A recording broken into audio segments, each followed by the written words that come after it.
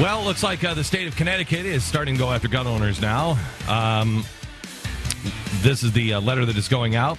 We are returning your application for assault weapon certificate and or large capacity magazine declaration because it is not received or postmarked prior to January 1st, 2014 as required by law. As a result, you have the following options for your assault weapon as per Public Act 13.3. 1, render the assault weapon permanently inoperable. Sell the assault weapon to a licensed gun dealer, remove the assault weapon from the state, or make arrangements to relinquish the assault weapon to a police department or to the public of emergency services and public protection. You have the following option at your disposal for your large capacity magazine. 1, render it permanently inoperable, sell the capacity magazine to a licensed gun dealer, remove the large capacity magazine from the state, or make arrangements to relinquish your large capacity magazine to a police department. Here's what's really interesting about this. This is exactly what went out in the Weimar Republic.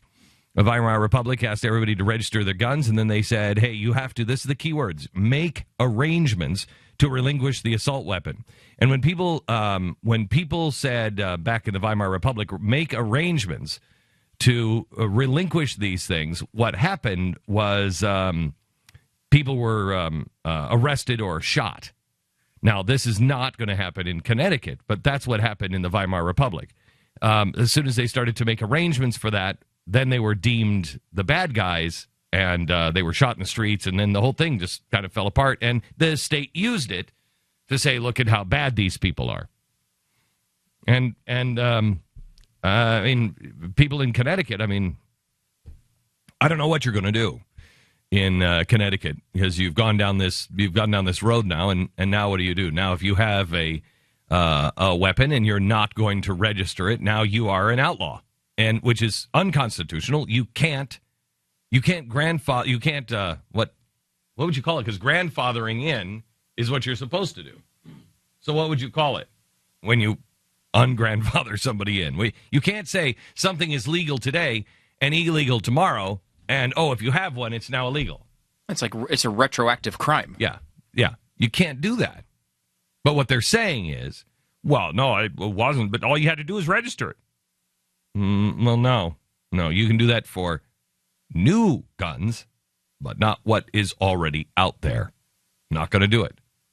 It's like we are told over and over again the target of these things, these laws, is we just want to make sure there's no the bad guys. We're not trying to get, but you're turning millions of law-abiding good people who do these things the right way into criminals, and sometimes probably without their knowledge. I mean, we talk about things like Obamacare. They'll do polls on it, and 30% of people have never heard of half of the stuff that's going on in it. You got to believe a lot of people in Connecticut had no idea that they went from legal to illegal because the calendar changed. And some people did, and they're not going to do it, and they have a right to say no.